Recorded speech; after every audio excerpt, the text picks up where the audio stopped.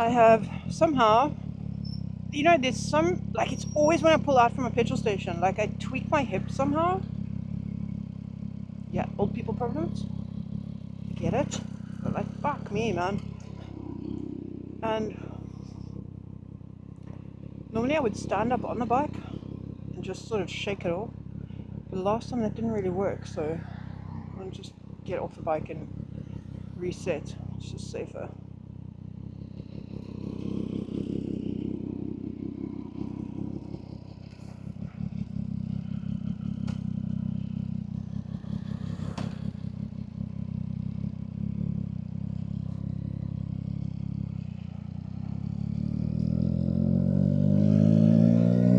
That feels better.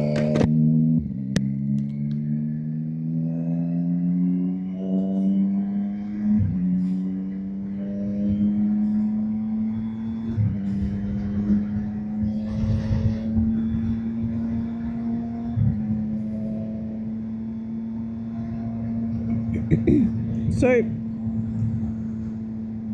at this point, because the volume of air that's coming through the underside of the chin curtain from the helmet, I am basically at this point testing essentially, I suppose, the mic position. And I'm pretty certain that the helmet itself will have different air noises that come through the shell, just as the air rushes past the shell. As I mentioned earlier, the shell is quieter, definitely. Like now going 80, I'm hearing a little bit of rushing, but not so much. But there is the absolute most random whistling sounds that happen at certain positions with your head, which are annoying. So for example, the top vent, if I tilt my head down at about 120, has this whistling sound. So we're going over 80 now. We'll see what wind and clipping and all that sort of stuff we get comparative to the initial video.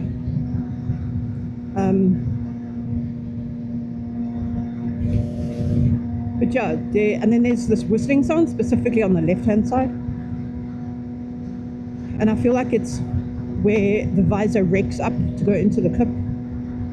So I don't know if I need to have a look at exactly how the rubber is sealing and see if it just needs to be like manhandled a little bit. And it really shouldn't because it's a new helmet, but it's not exactly like it's a showy or an Arai. So we can expect there to be issues. Okay, so I've been going a decent amount now, a decent amount of time, over 80, so I'll have a good section of audio to be able to test. And then if I drop it back down to 80,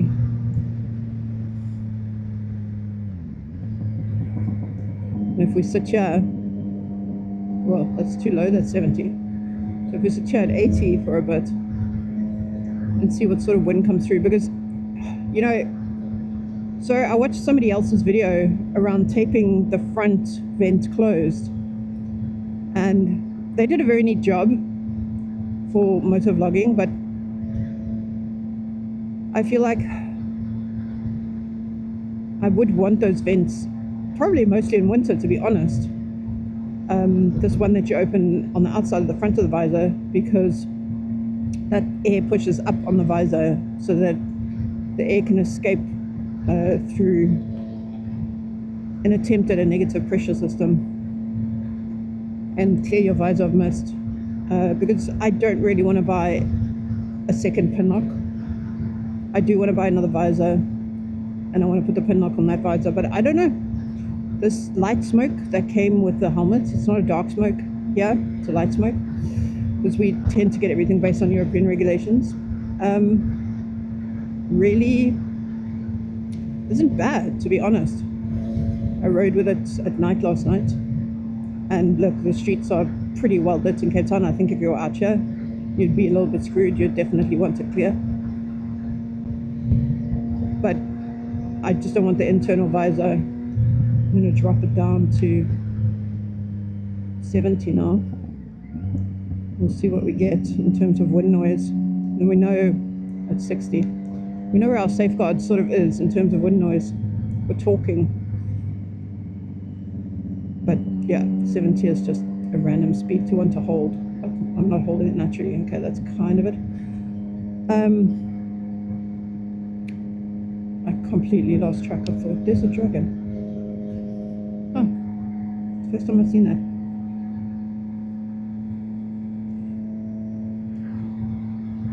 I was talking about the visors. I really don't remember what I was talking about. Now I'm back up to 80. 70 is a really odd speed to hold. Like 60, 80, 100, 110, kind of 115, I hold there, and then like 130. 70 is just odd.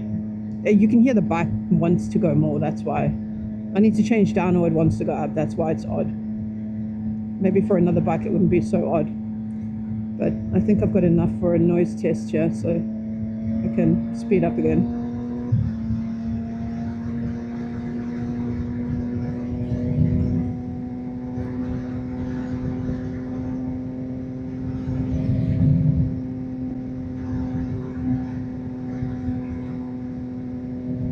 There's a dam up this road that I believe you can get onto the dam wall.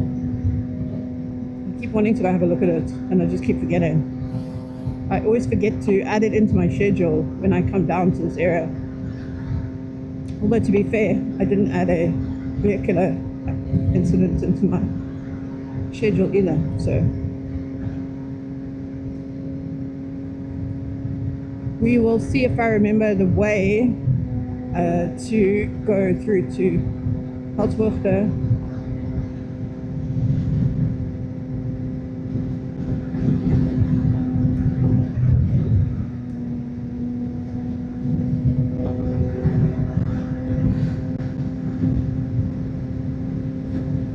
And then I will hit record at HJC, and I'll be able to test audio from the mic not being in the cowl.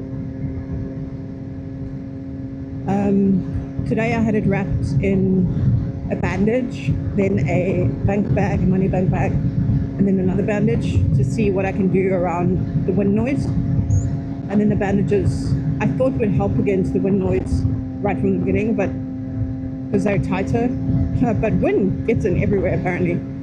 And then I'm worried about the plastic, about having movement noise of the plastic, so we'll see if any movement noise came through and what happened with the wind. Then I can start working on fixing the clipping and that sort of thing.